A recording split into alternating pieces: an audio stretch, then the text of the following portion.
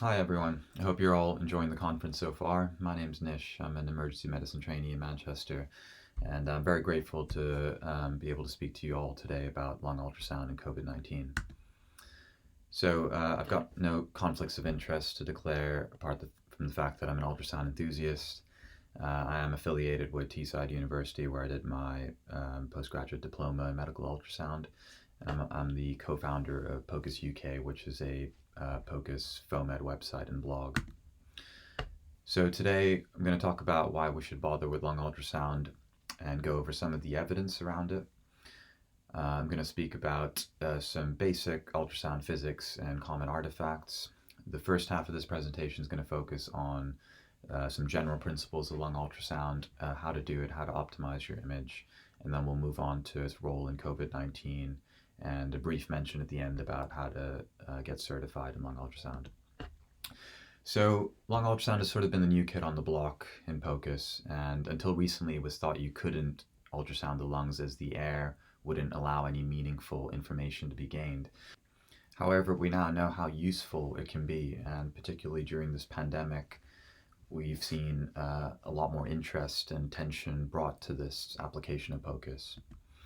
So we owe a lot of what we know about lung ultrasound to Daniel Lichtenstein, the man on the top left, a French intensivist who's regarded as one of the early pioneers of lung ultrasound. He published the Blue Protocol back in 2009, demonstrating that lung ultrasound was really useful in diagnosing the cause of acute respiratory failure in ICU patients, and we could do this with over 90% accuracy. Since then, there's been a wealth of evidence demonstrating the utility of lung ultrasound in undifferentiated ED populations as well. I won't be going over any specific protocols in this talk, but rather giving you more of a general overview. So why should we bother with lung ultrasound? Well, the beauty of it is that we can perform this within minutes at the bedside as part of our clinical assessment and physical exam and use it to inform our decision making and make earlier decisions. We can do this with really good accuracy as well, as lung ultrasound has a demonstrable track record in diagnosing common respiratory pathologies that we see. We know that auscultation of the chest isn't always reliable or particularly sensitive. And certainly during this pandemic, we've seen delays in chest x-ray, which lead to delays in decision making and which impacts on flow in the ED. And a number of institutions have been using lung ultrasound to guide their triage process during this pandemic. Importantly, ultrasound can be used to pick up and to identify other differential diagnoses, which can sometimes drastically change the trajectory of a patient's management or disposition.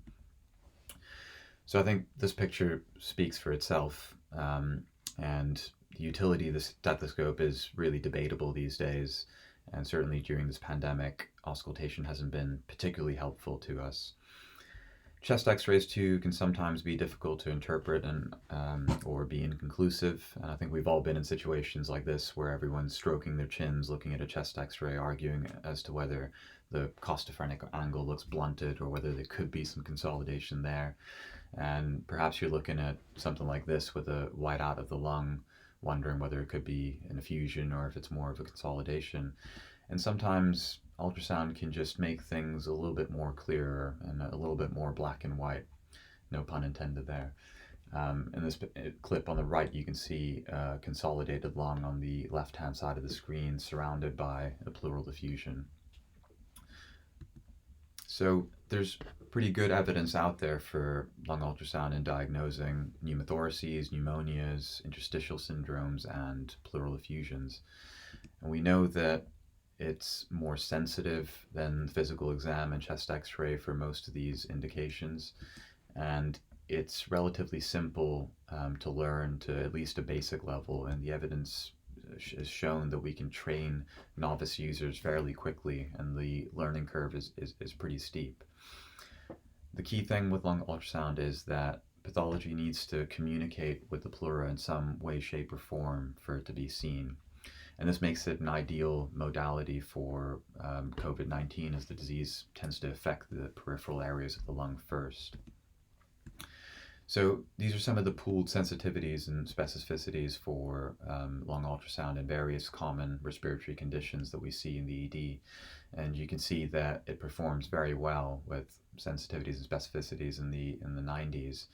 And importantly, it's got very useful likelihood ratios, which is great for us in the ED because this is really how we think using pre-test and post-test probabilities.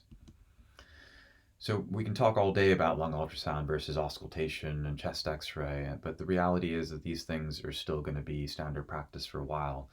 And I don't think that lung ultrasound needs to be something that necessarily replaces these things.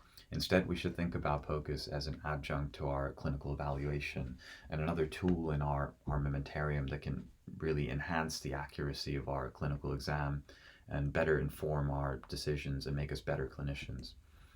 So is it time to add ultrasound as the fifth pillar of the clinical exam? This is adapted from an editorial in JAMA arguing this, and I would agree. I think this is the general direction that POCUS seems to be moving in, though we can probably get rid of percussion because I don't think that's helping anyone these days. So POCUS is all about applying Bayes' theorem, and this is how we think as EM doctors and clinicians. That is, we have a pre-test probability of disease when we see a patient, and then we perform some investigations which move our post-test probability of disease up or down. And just as a reminder, so likelihood ratios, we normally conventionally use 10 as the threshold for a really good test, which could be considered as a rule in, and conversely a negative likelihood ratio of 0.1 is generally used as the threshold for a rule out. So speaking about integrating lung ultrasound with the clinical assessment, this study, randomized control trial by an Italian group, did exactly that, where they looked at lung ultrasound and integrated with the clinical assessment for diagnosing acute heart failure in the ED. So they randomized 518 patients to either a lung ultrasound or standard care group, which included a chest x-ray and a pro-BNP. Interestingly, the accuracy of the clinical assessment was pretty reasonable with the positive likelihood, negative likelihood ratios there. And interestingly, the chest x-ray and pro-BNP didn't make a huge difference to those likelihood ratios. Conversely, if you look at the lung ultrasound group, there seems to be a massive improvement from integrating lung ultrasound with the clinical assessment, which drastically increased the accuracy of diagnosing heart failure in this cohort of patients. So moving on to some basics. In simple terms, the way ultrasound works is that the transducer emits sound at a certain frequency and then listens for echoes returning back to the probe. These echoes are sound reflecting off tissues and tissue interfaces, and the ultrasound machine forms a grayscale representation of these echoes based on the strength of the returning echoes. So ultrasound is all about artifacts, and that's particularly relevant to lung ultrasound, and I'm going to talk about what this means and discuss some common artifacts. So what do we mean by artifacts? Artifacts are essentially erroneous echoes which generate a false image, which doesn't actually represent any true anatomical structures. So the ultrasound machine makes some basic assumptions about how sound travels through tissues. So it assumes that the speed of sound is constant, that it travels in a straight line, that echoes return to the transducer after just reflecting once, and that sound attenuates or fades evenly through tissues. Now, when each one of these assumptions is violated, that's when you create certain artifacts, and we're going to talk about these in a bit more detail. So reverberation artifacts are really common to lung ultrasound. So on the right-hand side, you can see an example of a lung ultrasound image. So over here, we've got the ultrasound probe in a longitudinal orientation across a rib space. And you can see a rib and a shadow behind it, a rib and a shadow behind it. And just below the ribs, you can see a bright white linear structure, which is the pleural line. Now you'll notice that you can see some other horizontal lines below that, and these are reverberation artifacts. So these are simply reflections of the pleural line. The reason they occur is that the ultrasound waves get trapped between two reflective structures, in this case between the pleura and some of the reflective fascial layers within the muscle, within the intercostal muscles. So these trapped waves take longer to get back to the transducer. So these delayed echoes are interpreted by the ultrasound machine as lying deeper. Comet tail artifacts are another type of reverberation, but they are slightly different. So in this case, the ultrasound waves get trapped between reflective structures that are in very close proximity, but not entirely parallel. So in this case, it's the parietal and visceral pleura.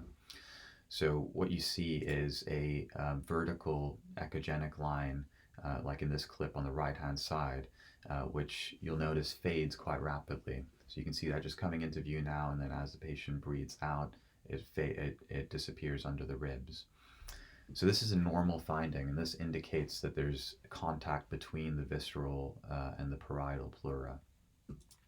This brings us on to another artifact known as a ring down artifact, and this is more commonly known as the B line. So this artifact is formed when ultrasound hits an air fluid interface, usually gas bubbles, and they're not exclusive to the lung. You can see them in bowel and anywhere where there's gas, essentially. One of the main theories is that these bubbles form a tetrahedral structure, and when the sound wave hits it, they resonate at a different frequency, which is transmitted back up to the transducer, and that results in this vertical echogenic laser-like line, which in this case emanates from the pleural line and extends all the way down to the bottom of the screen.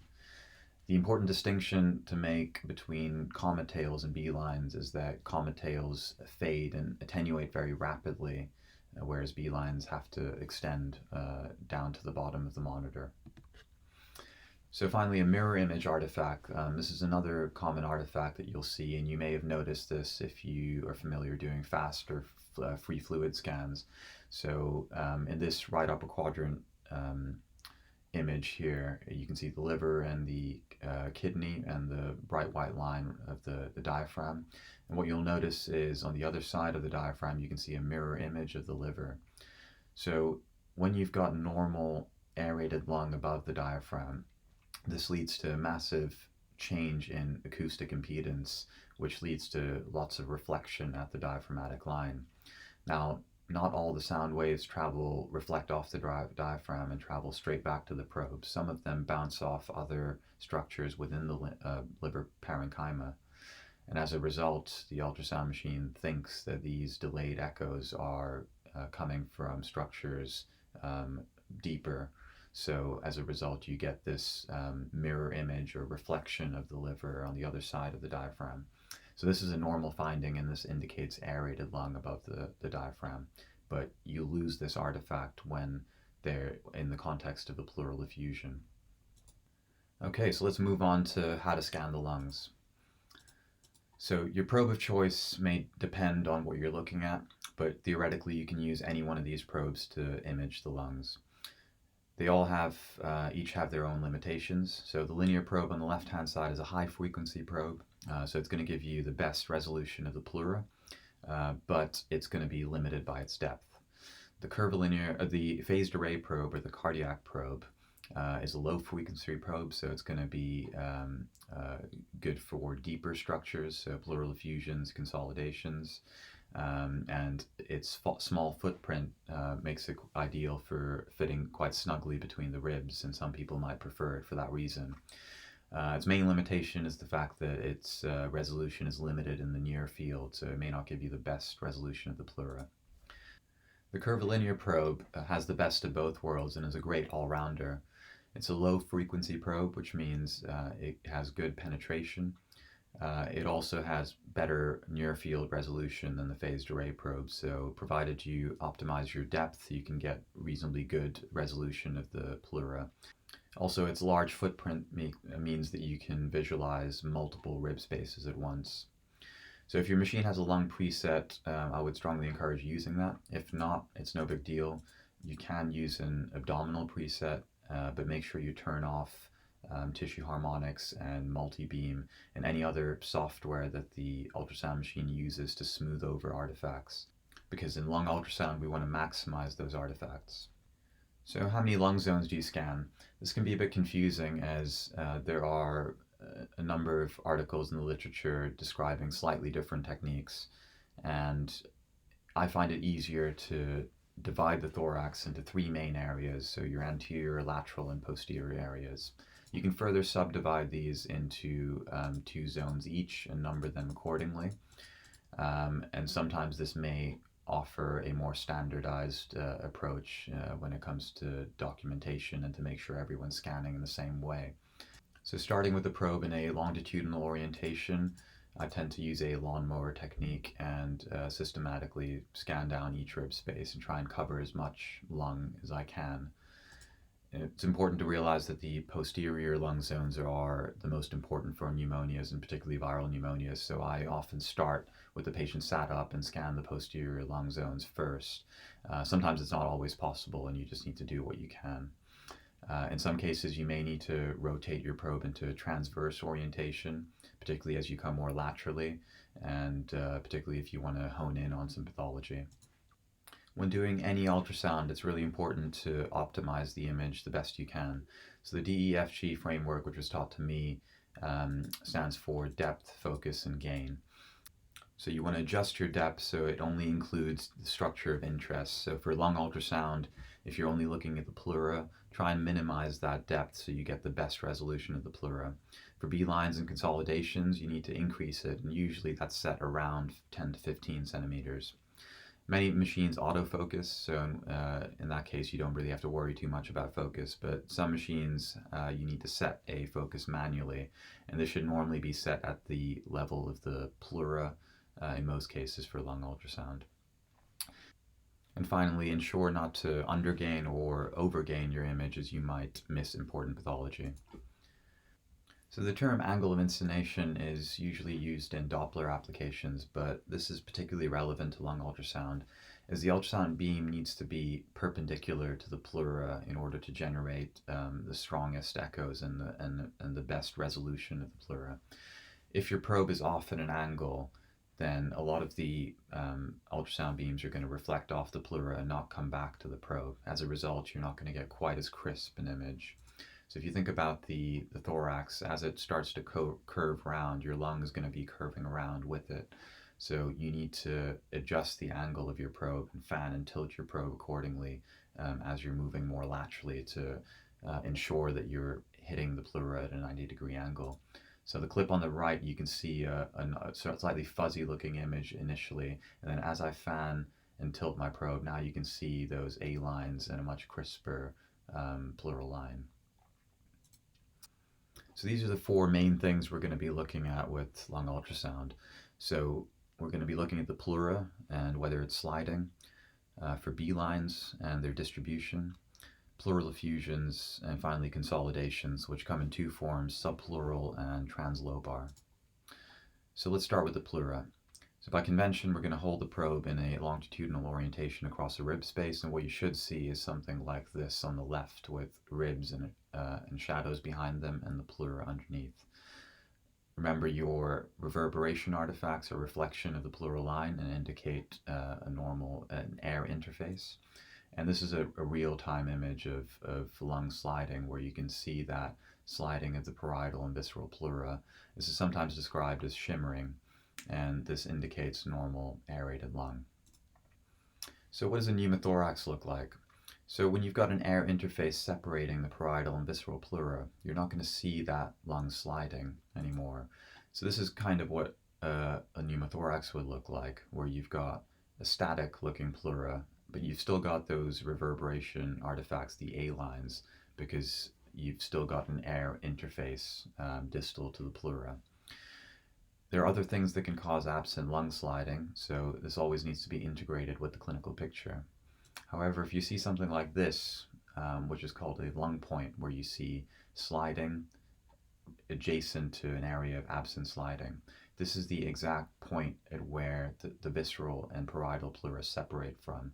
So if you look at the image below, which is a cross-sectional image of the thorax, if the probe was placed just at that point where the lung separates from the chest wall, that's what you would be seeing on the ultrasound machine. So lung point is pretty much 100% specific for pneumothorax, but it may be absent in a large pneumothorax where you've got circumferential air surrounding the lung. The other important thing is, within a pneumothorax, you're not going to see any comet tails or any B lines, because both those artifacts require that the parietal and visceral pleura are in contact with each other. So differentials for absent lung sliding include apnea, a main stem intubation where you're only ventilating one lung. Some people with COPD and asthma have particularly stiff lungs, so they may have some reduced sliding. And finally, bullous disease. So B-lines are essentially the same as ring-down artifacts. They've also been called laser beams, lung rockets, and torchlights, and what have you. But they basically indicate increased lung density and partial deaeration of the lung. Now, this is often due to pulmonary edema, but not always. So if you've got 3 or more B-lines in at least 2 lung zones bilaterally, this is consistent with an interstitial alveolar syndrome. Here in the clip, you can see an example of some B-lines in real time. So you can see them coming off the pleural line, extending all the way down to the bottom of the screen in multiple rib spaces. Now, B-lines are also seen in viral pneumonias, hence the interest in COVID-19. And you can also see them in lung contusions, interstitial lung disease, and ARDS. However, the character of these B-lines in each of these conditions can be subtly different. And B-lines correlate very well with the degree of pulmonary edema and deaeration. So the more B-lines you have, the more wet the lung is and the less air it contains. In this clip, you can see that there's a much higher proportion of B-lines and they're all coalescing together and abolishing the A-lines. Pleural effusions are fairly straightforward. For those of you familiar with fast and free fluid scans, it's essentially the right and left upper quadrant views, and all you do is slide the probe slightly more cranially and posteriorly. What you should see is an anechoic area of fluid above the diaphragm, and you often see a bit of the tip of the lung floating within the effusion. And it looks something like this in real time, where you can see a bit of a lung flapping away like a fishtail or jellyfish, or whatever marine life form you want to use. The other thing you'll notice is a continuation of the vertebral bodies, which is also known as a spine sign, just posterior to the diaphragm. And the reason for that is because you've now got a fluid medium that the ultrasound can travel through and image what lies behind it. So you lose the mirror image artifact you would normally see. Moving on to consolidation. So this comes in 2 forms. Translobar consolidations are larger consolidations and more often than not tend to be bacterial. In the clip above, you can see an example of a translobar consolidation. So you've got the diaphragm on the right-hand side and you've got consolidated lung on the left there with some air bronchograms, which are the white specks. You can also see some dynamic air bronchograms that move with respiration along the bronchial tree. In the clip below, you can see an example of a consolidated lung surrounded by an effusion. You can also see some echogenic material, which probably represents some debris. And sometimes you can see some septations, and these give you a clue that you might be dealing with a exudate or a parapneumonic effusion. Subpleural consolidations are much smaller anechoic regions just sitting under the pleural line. They're often associated with a discontinuous or shredded pleural line and are very common in viral pneumonias. So just to recap, we've talked about the pleura and how we're going to be looking for sliding. We've talked about B-lines and how they can sometimes be focal or multifocal and confluent. We've talked about pleural effusions and how we can differentiate a transudate from an exudate. And we've also talked about subpleural and translobar consolidations. So what about COVID-19? Well, you'll be glad to know that there's not a whole lot more you need to know. Essentially, we're looking at the same sonographic signatures, except it can be a little bit more nuanced. So some of the earlier studies during the first wave of the pandemic were more descriptive of the lung ultrasound findings seen in COVID. People surprisingly discovered that COVID was no different to any other viral pneumonia. So the pleura tends to be irregular and thickened in appearance. B-lines seem to be the hallmark feature of this disease. And you may see focal B-lines in early disease, and as it progresses, they become multifocal and confluent. Consolidations tend to be subpleural for the most part, but you can get translobar consolidations, and this should raise suspicion as to the possibility of superadded bacterial infection. Pleural effusions are relatively rare, but if present, they can be quite localized and small. And it's the distribution of these findings that is quite characteristic of viral pneumonia. So they tend to be patchy, tend to affect both sides of the lung, with spared areas. Now these are some examples of what COVID-19 looks like on lung ultrasound. So here you've got some pleural line irregularities, so an irregular pleura, and again an irregular thickened appearing pleura with some B lines, and some irregular pleura with B lines and a thin rim of an effusion which looks quite localized. Over here we've got a focal B line in this rib space and then a normal rib space further down. We've got some multifocal B lines and multiple rib spaces in this clip. And here we've got multiple B lines coalescing together with a very thickened and irregular appearing pleura. Here we see some confluent B lines where they've merged together, almost causing a complete whiteout of the rib space.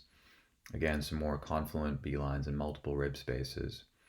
And here we see a skip zone, which is an area where you've got B lines adjacent to an area of fairly normal looking pleura.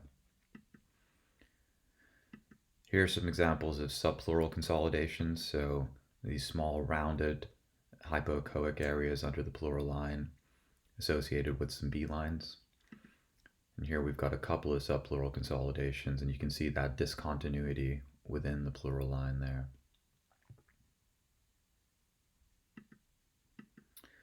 Here's a slightly larger subpleural consolidation, so just over 2 centimeters and taking up the whole rib space. And here's a larger lobar consolidation with a surrounding effusion. If you see something like this, you should raise your suspicion to the possibility of a bacterial superadded infection. So how good is lung ultrasound in diagnosing COVID? More recently, larger multi-center prospective studies like this one from Italy have been coming out to address this question. So this study looked at integrating lung ultrasound with the clinical assessment versus PCR. And what they found was that the clinical evaluation was actually pretty similar to the initial PCR in its sensitivity. Unsurprisingly, the PCR was very specific.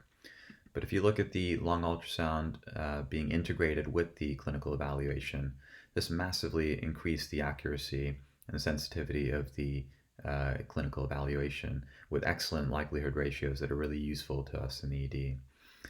It's also worth bearing in mind that in this study, the operators were all expert emergency physicians in lung ultrasound. Now, this study out of Holland was also a prospective multicenter study looking at lung ultrasound versus CT, and they used the reference standard of both PCR and the MDT final diagnosis. Now, in this study, operators were mostly registrars with fairly modest lung ultrasound experience. But what they found was that CT and lung ultrasound actually had very similar areas under the curve when PCR was used as the reference standard. When they used the MDT diagnosis as the reference standard, they were able to show that actually lung ultrasound and CT were very comparable and there was no statistically significant difference between them. So what's the role of lung ultrasound in this pandemic? Well, many institutions are using lung ultrasound as part of their triage process to cohort patients appropriately. This may be particularly helpful during a surge. It can also help the disposition of patients, whether to an appropriate ward or to a virtual ward for follow-up, particularly knowing the high false negative rate of a PCR. Some centers are integrating lung ultrasound in their clinical pathways as an alternative imaging modality to chest x-ray. And let's not forget that POCUS can also help identify other important differentials, and integrating lung ultrasound with echo can help detect early myocardial complications. In terms of getting certified in lung ultrasound, it's a bit difficult at the moment with courses not running, obviously, but both the FAMOUS and the FUSIC programs are excellent and both have accredited lung ultrasound modules. There is the prospect of potentially setting up local pathways to certify via a combination of e-learning, lectures, and supervised scans. So consider identifying a POCUS expert or approach your ultrasound lead at your institution and think about getting something set up. The eLearning for Health website also has a lung ultrasound and COVID module to help facilitate this. Finally, I'll finish with a few take-home points. I hope that I've at least convinced some of you that lung ultrasound is a skill worth learning and adding to your armamentarium. Consider using it in your patients with acute respiratory symptoms, particularly in your recess. Always consider your pretest probability and integrate your findings with the whole clinical picture. Remember that ultrasound is just another data point. It's not a replacement for a good history and clinical evaluation. Have those focus questions in your mind before you pick up the probe, and remember the DEFG of optimization. Just like any other skill, ultrasound is all about practice and putting the hours in. Finally, consider getting certified if you can, and teach your colleagues and spread the ultrasound love with everyone you know. Thanks a lot. And I'm happy to take any questions. Thank you.